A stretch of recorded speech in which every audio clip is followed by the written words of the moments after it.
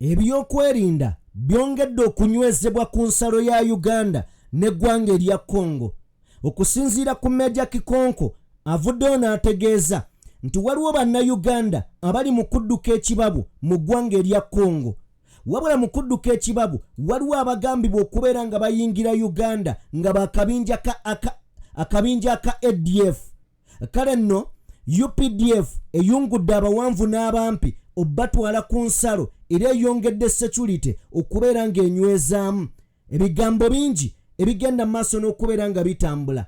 Ebyo nga bigenda maaso, omukulu amanyiddwa nga Mwami Museveni avuddeyo n'agamba President w'eggwanga erya Congo, tuula ku mmeeza oyogerezeganye n'abayeekera. Mwami Museveni agamba nti President w'eggwanga erya Congo atuule ku mmeeza ayogerezeganye n'abayeekera, n'ebirala bingi byonna ogenda kubeera ng'obitegeera.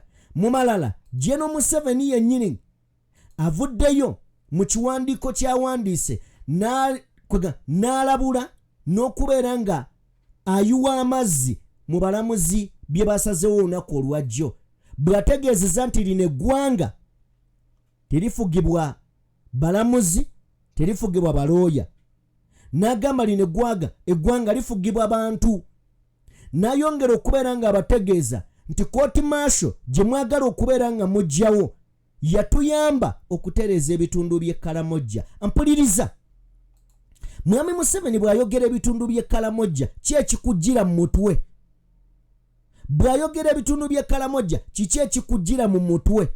Agambye kooti maasho yabayamba okutereeza ebitundu by'e Kalamojja n'ebirala bingi ebiri mu kiwandiiko kya Mwami Museveni. Tugenda kubeera nga tubitunuulira okusobola okubeera nga tubitegeera.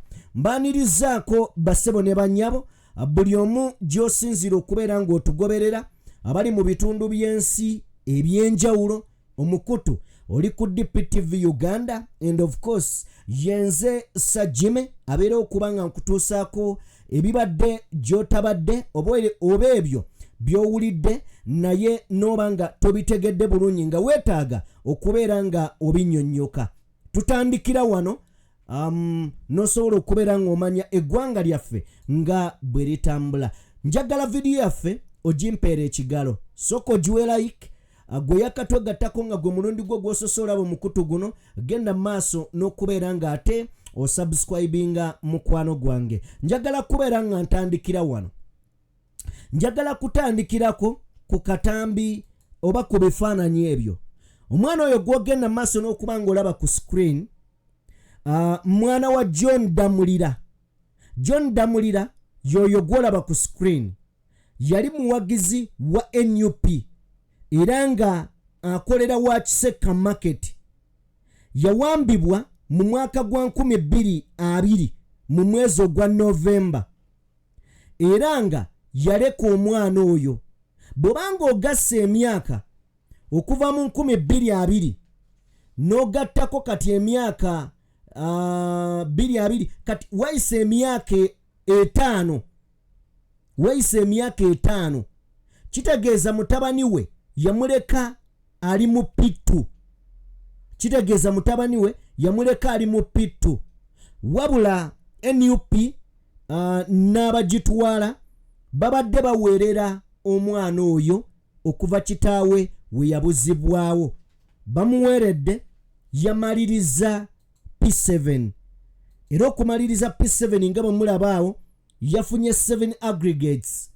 So era gwolaba oyo ye taata we, then gwolabyawo omwami gwazze naye oyo wa Luganda lwa taata we. Bazze okwebaza NUP era ne bagyebaza okuva muganda waabwe dwe yawambibwa n'abuzibwawo. NUP ebaddewo ebalabiridde, omwana emuweeredde.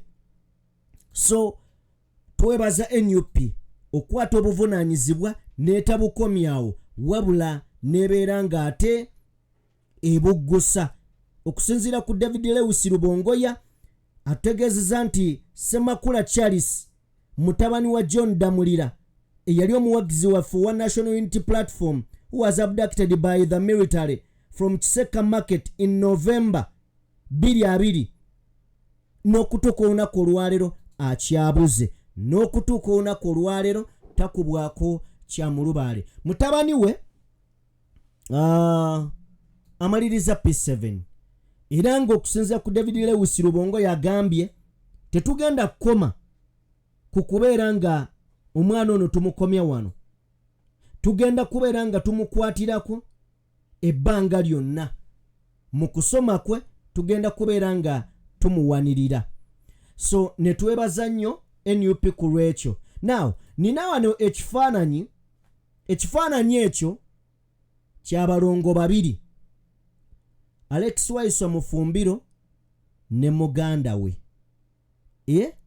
Kakati njagala ombuulire kubali awo Waiswa Mufumbiro yaani yaliwa kuona ali eno asibye essaawa oba atasibye essaawa, gwolowooza yaani yaliwa kwabo? Naye abasajja bafaanagana bano. Akabinja kampuuga ne bwe kasalako muganda wa Waiswa ne kamukuba, abaali batuufu. Kati bano baawulira luddawa?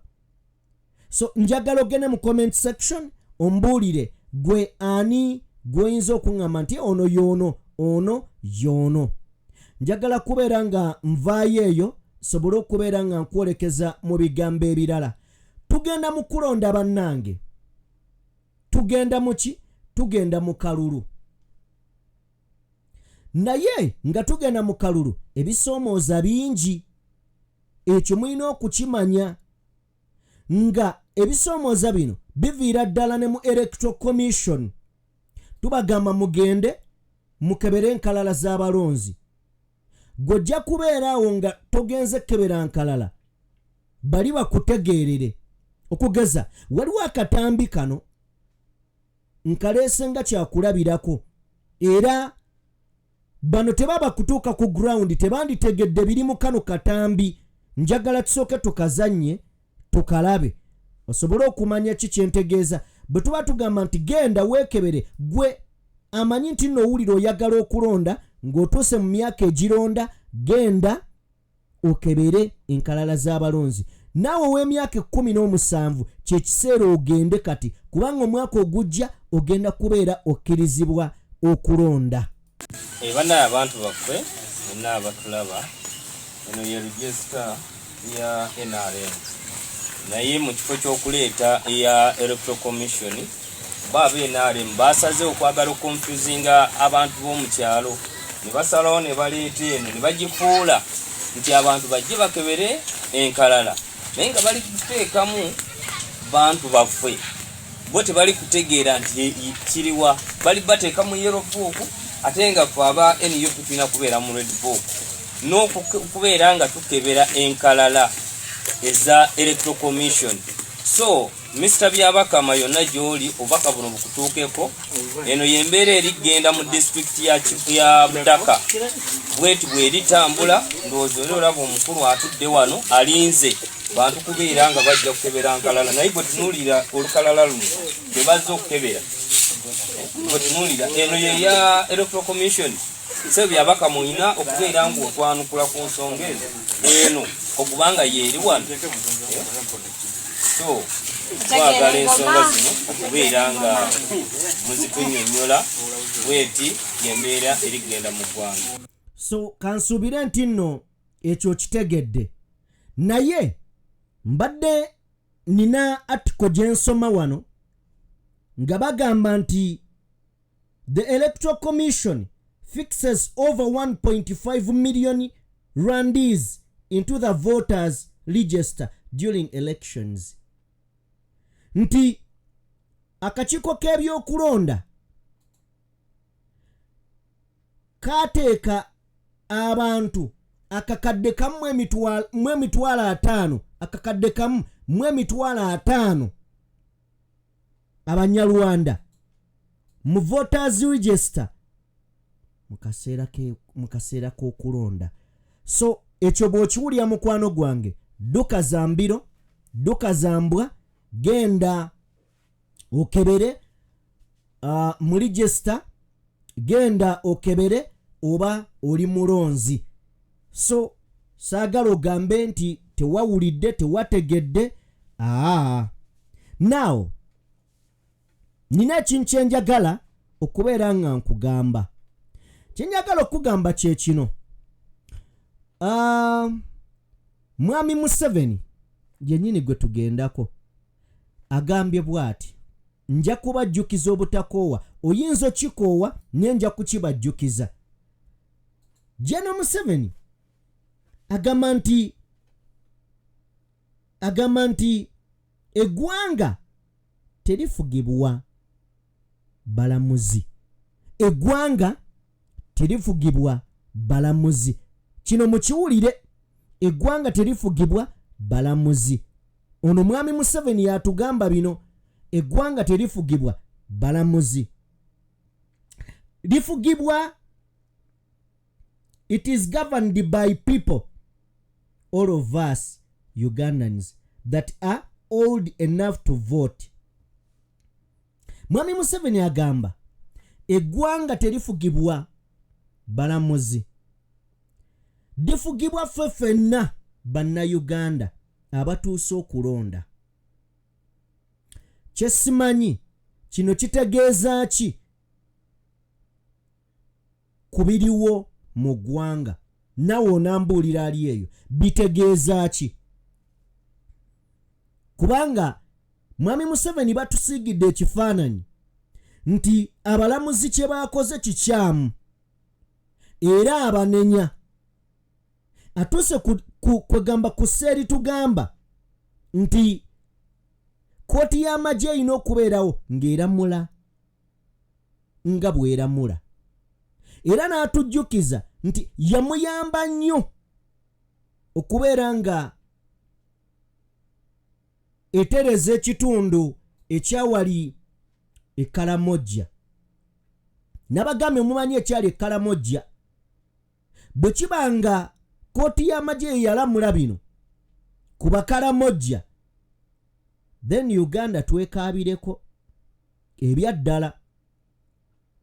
Natandise ku makya nga mbagamba ekiwandiiko ekyavudde eri UPDF.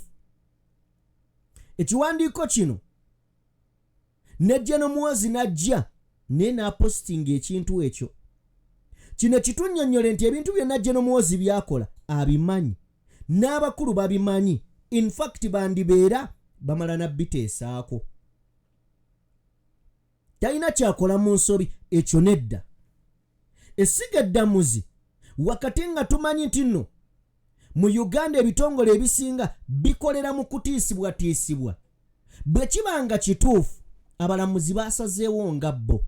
Nkiddamu, bwe kibanga kituufu ng'abalamuzi basazeewo nga bo, ekisooka baakoze ekituufu. Ekyokubiri, tusobola obbalaba nga babakyusizza. Naye ate ne kino nakyo tukijjukire nti wakati mu kulaga nti nno democracy waali, kano mukawulire, wakati mu kulaga nti democracy waali basobola otuzannya. Bano ne bakola kino abalamuzi, omukulu najja n'alaga nti awakanyiza kooti. Kigenda ku rekodi nti kooti y'e Uganda yawakanya omukulembeze waayo. Nti kooti y'e Uganda yawakanya omukulembeze waayo. Era amawulire okwetooloola ensi gawandiika nti kooti y'e Uganda eganye okukkiriziganya ne president ali mu buyinza. Then wano kisiga ekifaananyi ekya kwegamba, kisiga ekifaananyi ekya democracy ayiika, atonya, ayiika obuyisi mu Uganda. Kiddayo ne kibikka byonna ebibadde emabega nti twalina omusango gw'ebyokulonda, NUP gwe yawaaba ne bagufutyanka. Essiga eddamuzi ne lirabika bubi nnyo.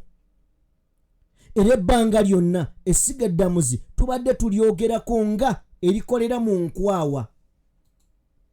kakati wano mwami Museveni bwe kibanga essiga eddamuzi lyakoze okusalawo kuno nga ddyo ekyo nkiddamu nti bwe kibanga naye wakyasobola okubeerawo genda okole bwoti then otuwakanye wano ensi zijja kubeera nga zitunuulira ate democracy kyeki wano bajje bagambe nti mwami Museveni kakati alwanyisa ate kooti esigale ng'efuuse clean biriwe mbadde mugisibako byonna ebinaazeewo ekoze okusalawo okwesimba jjukira bwe nali mbawa ne example nabagamba eggwanga erya Kenya kasita baafuna eggwanga erya Kenya kasita akalulu kagenda mu maaso ne wabeeramu emigozooba n'emitonotono kooti n'egamba kaddibwemu then wane e Uganda bakyasobola otuvugira awo wennyini nnyini awo nina okutya nti mu Uganda kye tutambuliramu bannansi tetukimanyi naye nina okukkiriza nti eggwanga ligenda kufa ojja kuŋŋamba nti lyafa dda wabula ligenda kutuka ebyaddala gwali eyo nkubuulira bw'okeera ku makya ne mubeera n'ebintu nga 3 mu ggwanga ekisooka obwavu obulungi nga buwunya n'okuwunya ojja kuŋŋamba wa abantu si baavu genda olaba abantu bajjuza ebivvulu oli mutuufu kuba bw'olaba naye obwavu obupimira ku bino ebintu buli w'olaba nga ensi abantu baamu bettanidde nnyo ebyobufuzi n'abatagwana n'obalaba nga buli omu byabufuzi omanya eyo tebagenda kubuweereza obwavu bwe balina awo we wasigadde ssente kati ebyobufuzi kinnyonnyola bya ssente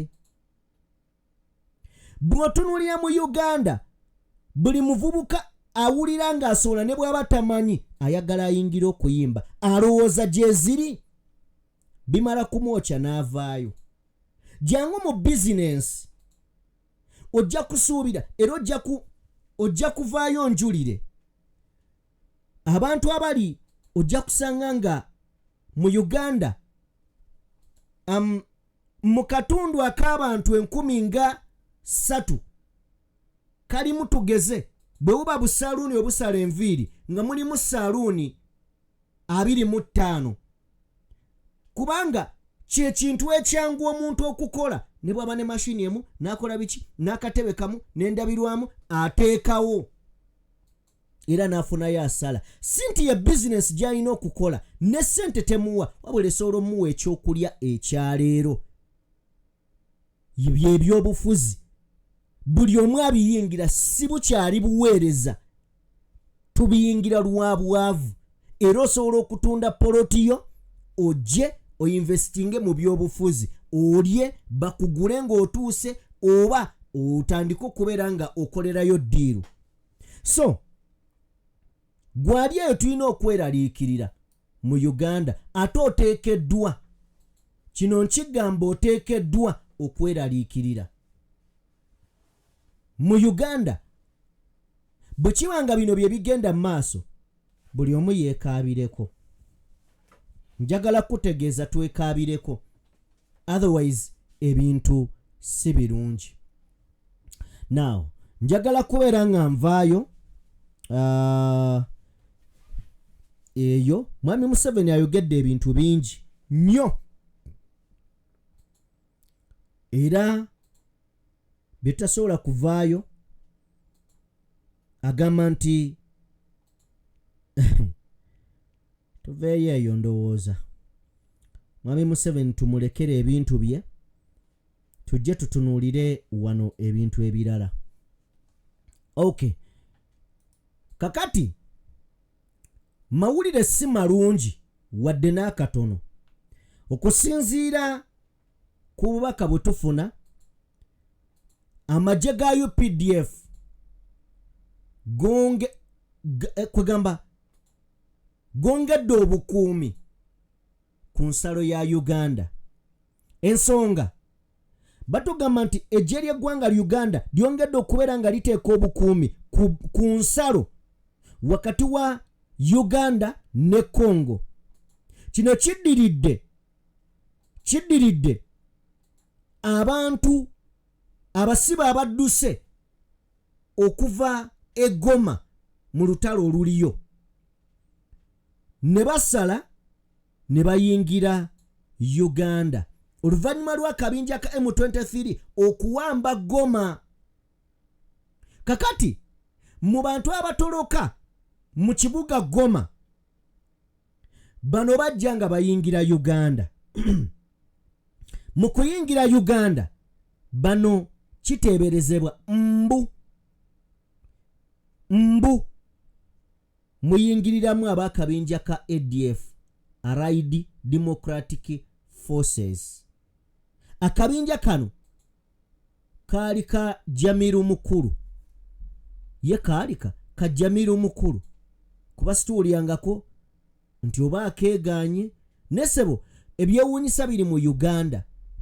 Jamiru Mukulu wa ADF awozesebwa mu kooti z'abantu ba bulijjo, akulira akabinja awozesebwa mu kooti z'abantu ba bulijjo, naye ate abatali bannamagye bawozesebwa mu kooti z'amagye. Awo woviira ku nsi. So embeera eno eyongedde okubeera ng'eteekawo embeera enzibu. Amagye ne gayiibwayo ne bongera okubeera nga banyweza ebyokwerinda okusobola okulaba nga ADF teyingira mu Uganda ate kukosa be Uganda. So byebyo biri ku nsalo. Emundu etokota, emundu ekyaseka ebbuka wali mu Congo. Tusabire baganda baffe abo kuba tebalina musango. Tusabire baganda baffe ne bannyinaffe tebalina musango. Ebyobugagga Katonda byabawa ebiri mu nsi yaabwe bye bibabonyaabonya. Babundabunda baddukira mu mawanga amalala naye nga balina ensi mwe bazaalwa. Tebadduka kubanga baagala nnyo okudduka mu nsi yaabwe naye embeera ebateekeddwako.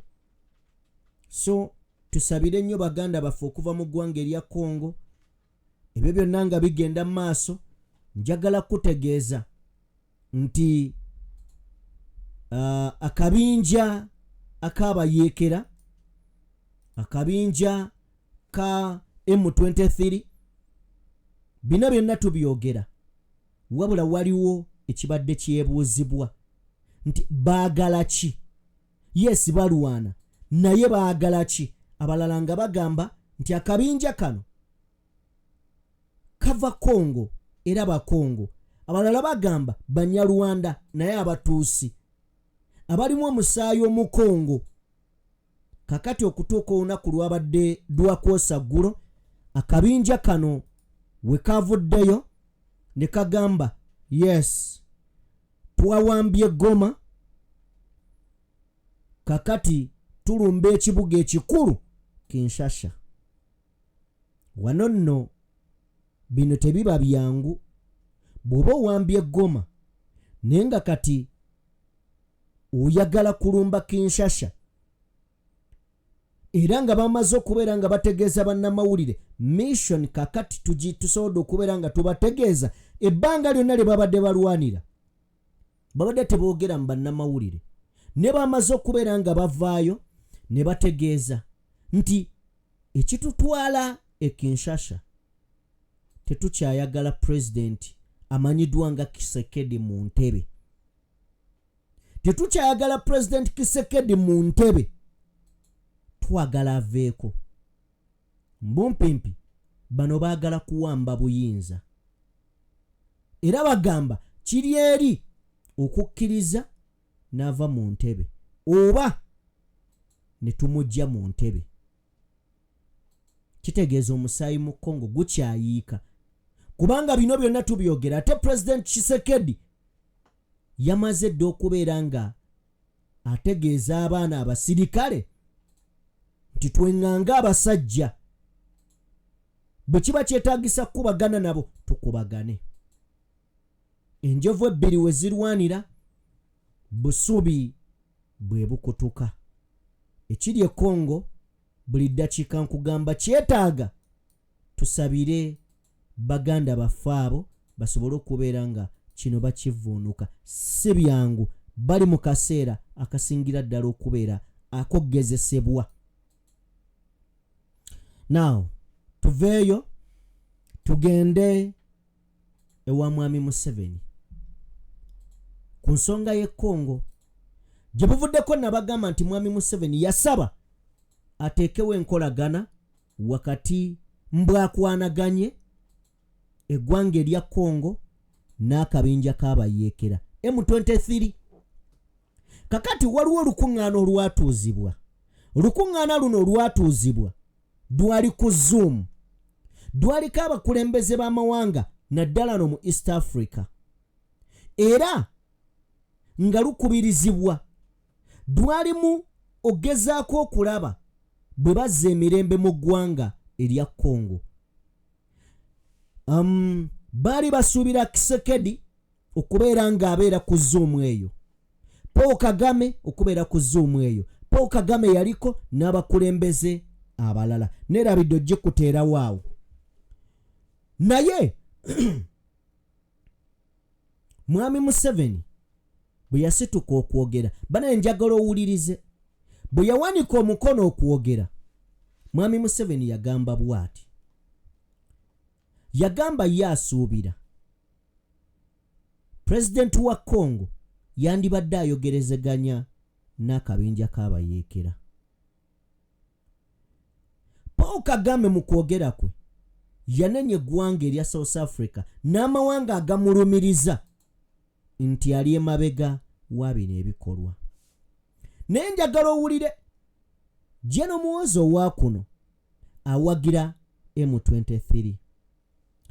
Jeno Muhoozi owa wano yakola endagaano n'eggwanga erya Rwanda n'amagye ga Rwanda. Ali kulumbagana ndi mulumbagana, ali numbagana nawo mulumbagananga. Kitegeeza Congo oba Rwanda bwebera ngeri involved mu nsonga za Congo za M23 ne Uganda tulinayo omukono. Ekibuzo kiri nti mwami Museveni asobola okukkiriza ateese n'akabinja k'abayeekera, kubanga binazza bitugamba. Abajjukira debate eyaliwo wakati ba presidential candidate baina debate emabegako, mwami Museveni ebimu byakozesanga ebyokulwanyisa mu debate eyo nga kugamba akakkanya Besigye.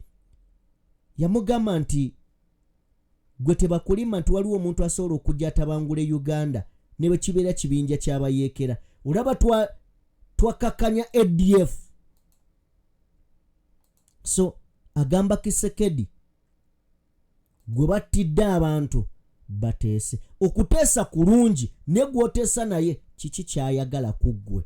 Njagala tusooke tuwulize ebigambo bya Jeno Museveni, then nzije to wrapping up a program eno. Katufune ebya mwami Museveni, then turapingiraawo ensonga eno mukwano gwange.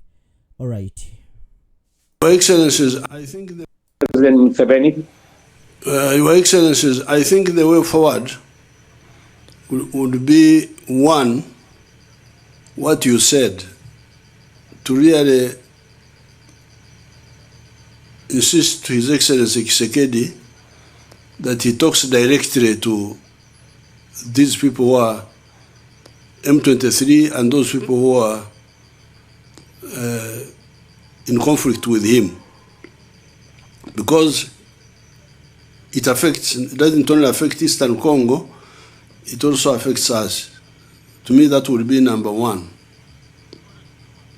Number two, the best forum that can help is to insist on an East African Community SADC summit, so that we talk directly to our brothers in the presence of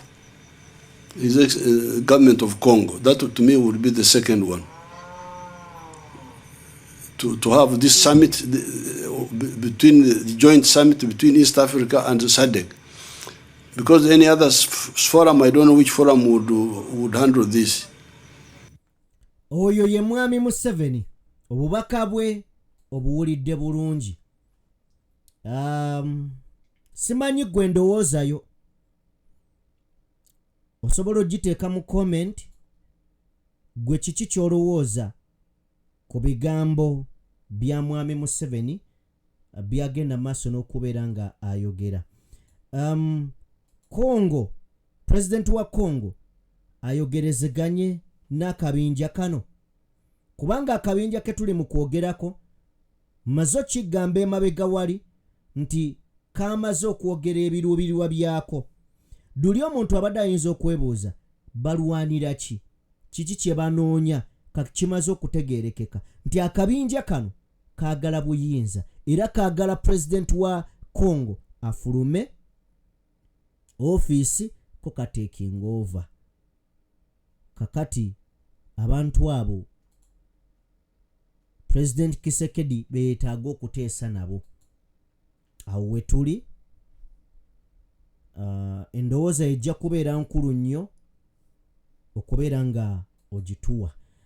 Alright, kale njagala kubeera nga mbateera wano. Nsaba Mukama abampeere bye musinga okubeera nga mwagala. Naddala buli omu gy'osinzira okubeera ng'ogoberera omukutu guno weebale nnyo, weebalire ddala. Tusinkane mu mboozi eddako. Mukama Katonda